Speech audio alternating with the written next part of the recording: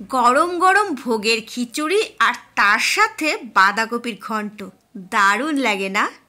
Hi everyone, নতুন আরেকটি recipe নিয়ে তোমাদের সামনে চলে এলাম। আজকে আমি তোমাদের ভোগের খিচুড়ি রান্না করে দেখাবো। ভিডিওটা একদম স্কিপ করো না। তো কেমন আছো আমার বন্ধুরা? ভালো আছো তো?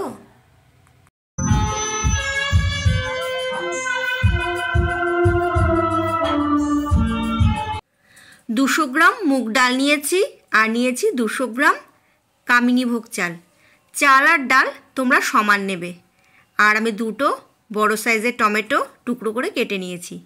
1 চামচ জিরের গুঁড়ো, 1 চামচ থেকে একটু কম লঙ্কার গুঁড়ো, আদা বাটা নিয়েছি, এখানে আমি 1 চামচ আদা বাটা নিয়েছি।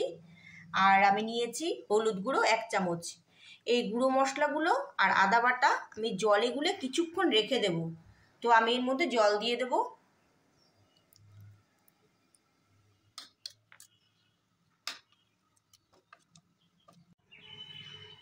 ফোড়নে দেব দুটো শুকনো লঙ্কা, 1 চামচ গোটা সাদা জিরে, আর দেখো আমি নিয়েছি গোটা গরম মশলা, 3টে এলাচ নিয়েছি ফাটিয়ে, 3 টুকরো দারচিনি, 2টো লবঙ্গ। ফুলকপি কেটে ধুয়ে পরিষ্কার করে নিয়েছি। আর ফুলকপি আমি কিছুক্ষণের জন্য জলে রেখে দিয়েছিলাম, জলে ভিজিয়ে রেখেছিলাম। আর দেখো আমি এখানে 6 পিস আলু নিয়েছি। কড়াই বসিয়ে দিয়েছি, কড়াই গরম হয়ে গেছে, দিয়ে দিলাম মুগ ডাল। মুগ ডাল ভেজে তুলে নিতে হবে। মুগ ডাল লাল করে ভেজে নেব।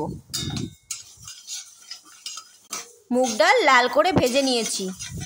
আঁচ কমিয়ে ডাল ভেজে নিতে হবে, নইলে কিন্তু নিচ থেকে পোড়া লেগে যেতে পারে। আর ডাল এভাবে কন্টিনিউ নাড়তে হবে। তো ডাল এবার আমি ভালো করে ধুয়ে নেব। চলো তোমাদের দেখিয়ে দিই।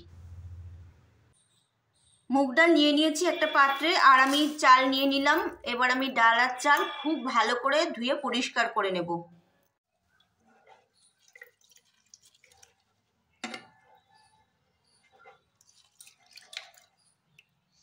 ভালো করে ধুয়ে নিয়েছি। চাল আর ডাল ভালো করে ধুয়ে পরিষ্কার করে নিয়েছি। কড়াই বসিয়ে দিয়েছি, দিয়ে দিলাম সাদা তেল। তেল গরম হয়ে গেছে, এবার আমি ভেজে নেব আলু আর ফুলকপি।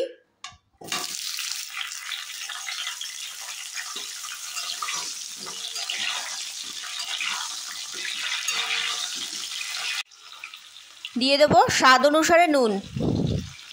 তোমরা চাইলে আলু আর ফুলকপি আলাদা করেও ভেজে নিতে পারো, যেহেতু পরিমাণে কম তো আমি একসাথেই ভেজে নেব। তোমরা চাইলে আরও কিছু সবজি অ্যাড করতে পারো তোমাদের পছন্দ মতো, যেমন গাজর, বিনস দিতে পারো। হলুদ দিয়ে দেব। হলুদ এখানে আমি দিয়েছি 1/2 চামচ। আঁচ বাড়িয়ে আলু আর ফুলকপি ভেজে নেব। আলু আর ফুলকপি ভেজে নিয়েছি, তুলে নেব।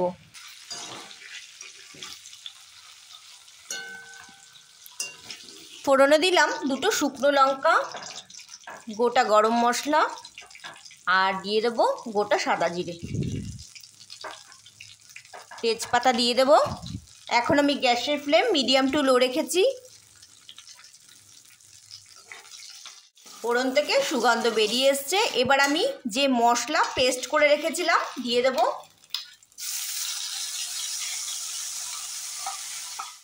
মশলা অনেকটা লেগেছিল, জল দিয়ে ধুয়ে দিয়ে দিলাম। ভালো করে কষিয়ে নিতে হবে। আর অবশ্যই এই সময় আঁচটা কমিয়ে দিতে হবে, মিডিয়াম টু লো ফ্লেমে ভালো করে কষিয়ে নেব। এবার আমি দিয়ে দেব টুকরো করে কেটে নেওয়া টমেটো। দেখো ভালো করে কষিয়ে নিয়েছি, আর দেখো টমেটো সুন্দর গলে গেছে, আর মশলা থেকে কিন্তু তেল ছেড়ে দিয়েছে। এবার আমি সবজিগুলো দিয়ে দেব।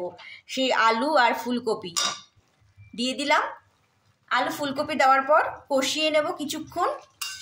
এরপর আমি দিয়ে দেব চাল আর ডাল। ধুয়ে নেওয়া চাল ডাল দিয়ে দিলাম।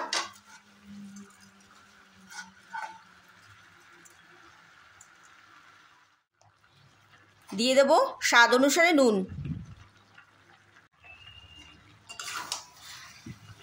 এবার আমি সব কিছুর সাথে ভালো করে কষিয়ে নেব। দারুণ একটা রেসিপি, তোমরা বাড়িতে ট্রাই করে দেখো আর তোমাদের কেমন লাগলো আমাকে জানাবে। আগে আমি তোমাদের অনুষ্ঠান বাড়িতে কিভাবে খিচুড়ি বানানো হয় দেখিয়েছিলাম, তোমরা আমাকে কমেন্ট করে বলেছো তোমাদের ভালো লেগেছে। তোমরা অনেক প্রশ্ন করেছো, রিপ্লাইও দিয়েছি, যাক ভালো লাগলো। আর বন্ধুরা তোমাদের আমি একটা কথা বলবো, তোমরা যদি এই রেসিপিটা ফেসবুক পেজ থেকে দেখে থাকো তাহলে পেজটাকে ফলো করো। নারকেল কুচিয়ে নিয়েছি, ভেজে নেব।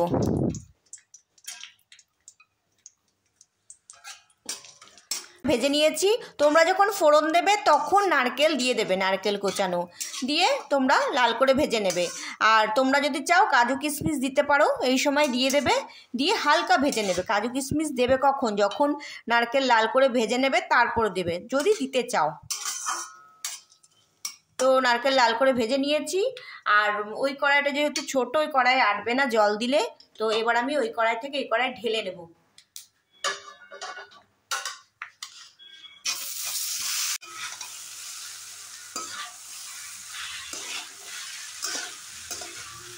আমি জল দেব 1 লিটার 800। তোমরা চাইলে গরম জল দিতে পারো বা ঠান্ডা জল, ইচ্ছে, তবে গরম জল দিলে ভালো হয়। জল দিয়ে দিয়েছি, এবার আমি ঢাকা দিয়ে দেব। এবার চাল আর ডাল সেদ্ধ হতে দেব। ঢাকা সরিয়ে নেব।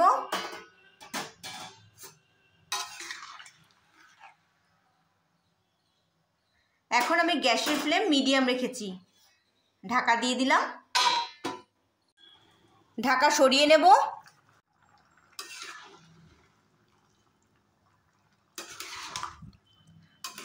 চেক করে নেব চাল ডাল কতটা সেদ্ধ হয়েছে। তো দেখো, তোমাদের দেখিয়ে দিই,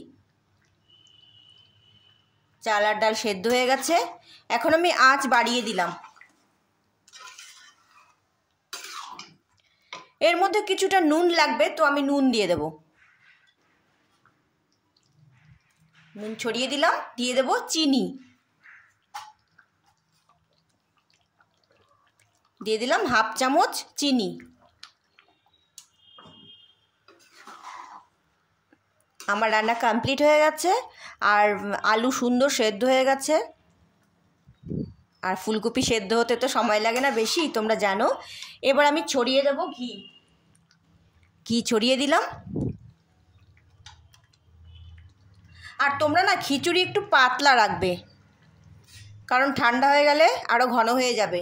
আর দেখো গরম মশলা গুঁড়ো ছড়িয়ে দিলাম। তো আমার কোন কোন বন্ধু খেতে ইচ্ছে করছে কমেন্ট করে বলো। রেসিপিটি ভালো লাগলে লাইক শেয়ার সাবস্ক্রাইব করতে একদম ভুলবেন না। ভালো থাকুন, সুস্থ থাকুন। খুব তাড়াতাড়ি আপনাদের সাথে আবার দেখা হচ্ছে। ততক্ষণের জন্যে বাই, লাভ ইউ অল।